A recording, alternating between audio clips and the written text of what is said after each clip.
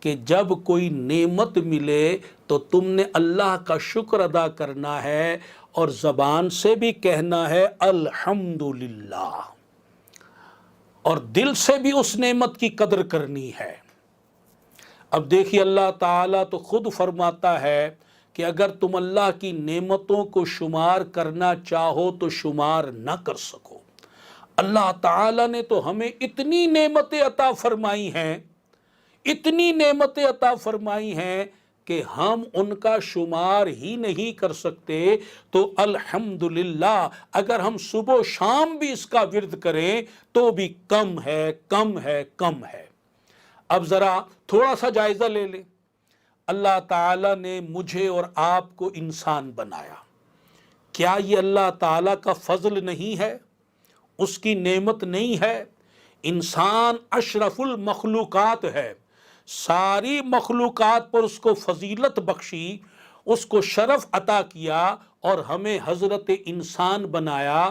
بتائیے اگر ہم نالی کا کیڑا ہوتے، اگر ہم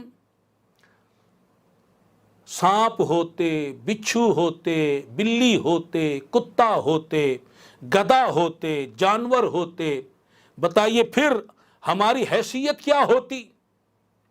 اور اللہ تعالیٰ نے ہمیں انسان بنایا، اپنا خلیفہ بنایا۔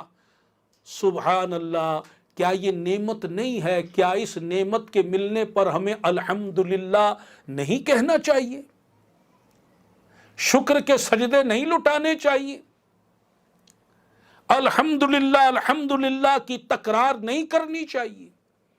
اور صرف انسان ہی نہیں بنایا، اللہ تعالیٰ نے ہمیں مسلمان بھی بنایا ہے۔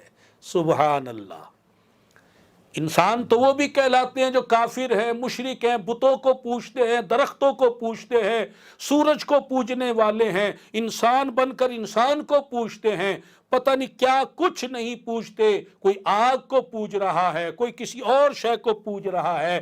جو شرک کرتے ہیں، کفر کرتے ہیں، منافقت کرتے ہیں، اللہ تعالیٰ نے ہمیں ان میں نہیں کیا، بلکہ اللہ تعالیٰ کا فضل ہم پر ہوا، کرم ہم پر ہوا، اس کے فضل سے ہم مسلمان بنے،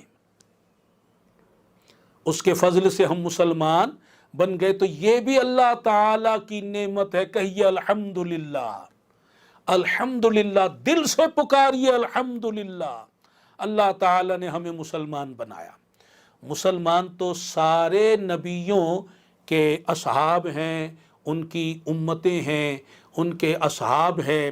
حضرت موسیٰ علیہ السلام پر جو ایمان لائے وہ بھی مسلمان ہیں، جو حضرت عیسیٰ علیہ السلام پر ایمان لائے تھے وہ بھی مسلمان ہیں، جو حضرت نوح علیہ السلام پر، حضرت داؤد علیہ السلام پر، دیگر انبیاء کرام علیہم السلام پر ایمان لائے وہ بھی مومن مسلمان ہیں۔ لیکن یہ اللہ تعالیٰ کا فضل نہیں، نعمت عظمیٰ نہیں کہ اس نے ہمیں اپنے محبوب صلی اللہ علیہ وسلم کا امتی بنایا، غلام بنایا۔ اور پھر ان کے امتی ہونے کے دعوے دار تو بہت سے ایسے لوگ ہیں کہ زبان سے تو ان کے امتی ہونے کا دعویٰ کرتے ہیں اور پھر اسی محبوب صلی اللہ علیہ وسلم کی بے ادبیاں کرتے ہیں، توہین کرتے ہیں، گستاخی کرتے ہیں، مخالفت کرتے ہیں، بد عقیدہ ہیں، بد مذہب ہیں۔